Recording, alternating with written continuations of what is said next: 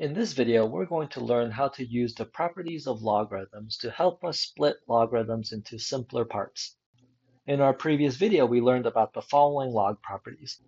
If we have log with any base a of a product of two numbers, x times y, then we can split this logarithm up into log with base a of x plus log with base a of y.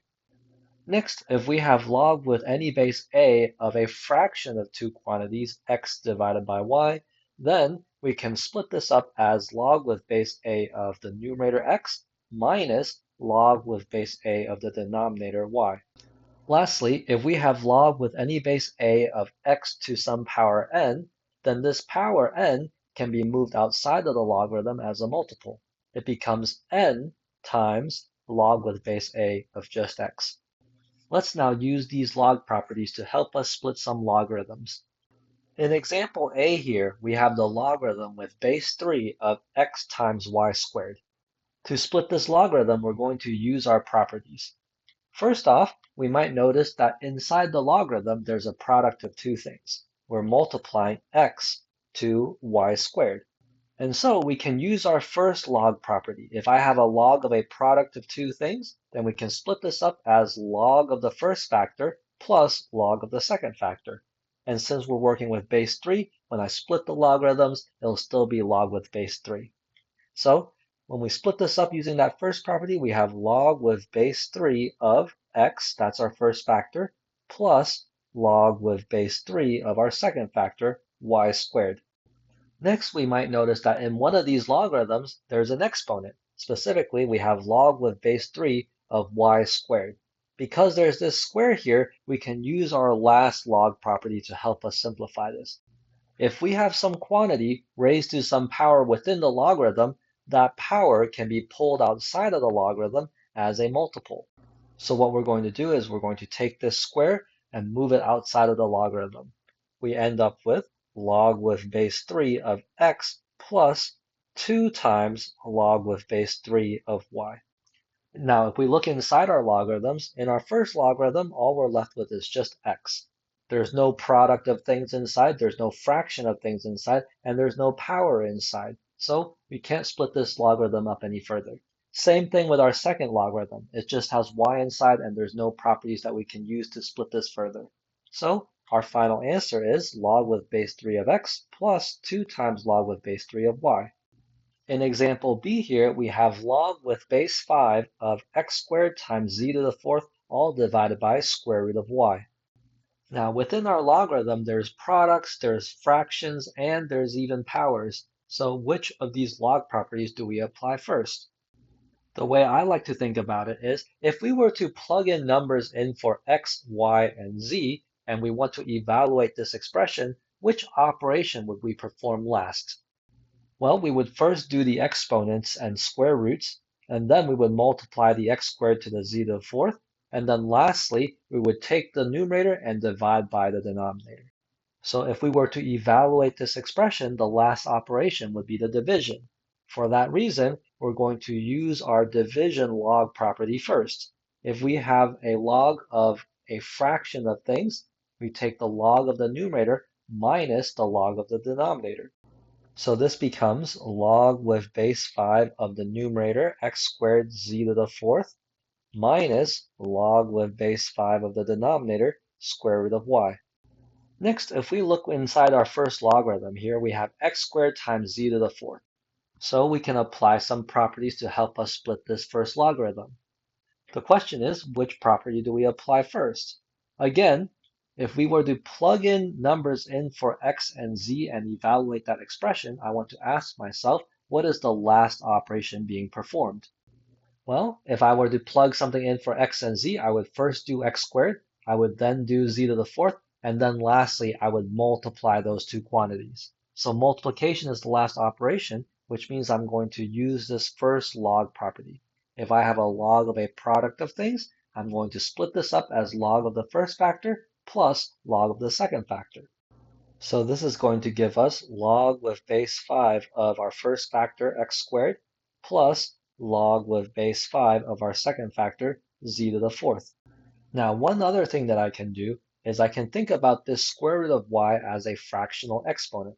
Remember, the nth root of a number can be thought of as that number raised to the power of 1 over n. So if we have square root of y, that's the same as y to the 1/2 power. So writing that down, we have minus log with base 5 of y to the 1/2 power. By writing it in this way, we can use our third log property to take that exponent and move it outside of the logarithm. And that's what we're going to do to each of these logarithms. We notice that each of these logarithms have an exponent in them.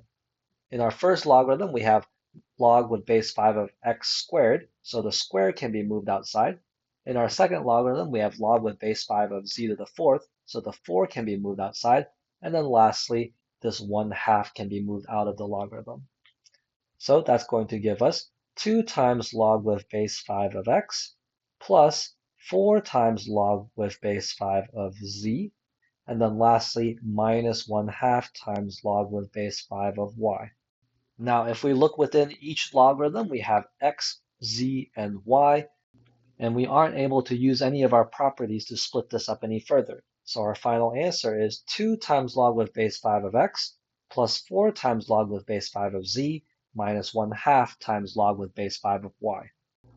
In example C here, we have ln of cube root of x divided by y to the 7th times z to the 5th. Remember that the ln here stands for natural logarithm, and it just means we're doing logarithm with the natural base e. Now, since our log properties work for any base, it works for the base e. So when we split our logarithm up here, it'll be split up into other natural logarithms. So if we look within the logarithm and ask ourselves, what's the last operation that would be performed if we were to evaluate an expression like this? The last operation would be the division. So we would use our second log property here, which says that if we have log with any base of a fraction x divided by y, then we can split it up as log with base a of the numerator minus log with base a of the denominator. So splitting our logarithm up, we end up with the natural log of our numerator, cube root of x, minus natural log of y to the 7th times z to the 5th. Once again, I'll write the cube root of x as a fractional exponent. And in our second logarithm, we notice that within the logarithm, we have a product of y to the 7th and z to the 5th, so we can split that further using our first log property. So this is going to give us ln of x to the 1/3 power minus ln of our first factor, y to the 7th, plus ln of our second factor, z to the 5th. Now, because we're replacing this one logarithm with two logarithms, it's important to put this in parentheses. The reason why we hadn't used parentheses before was because it wasn't necessary. But in this case, there's a negative in front of this logarithm. So when we split it up into two logarithms, it's important to keep these two logarithms within parentheses. That way, we remember to distribute the negative to each of our terms. So let's go ahead and distribute that minus sign.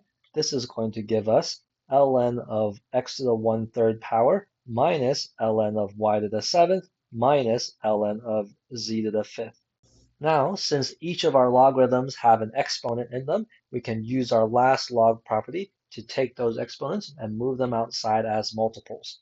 So we're going to end up with 1/3 times ln of x minus 7 times ln of y minus 5 times ln of z. Now, because we can't split this up any further, this is our final answer. One thing that we observed from this last example is that when we have multiple factors in the denominator, they'll all end up being negative logarithms once we split things up. So in this video, we learned how to use our three log properties to help us split logarithms up into simpler parts.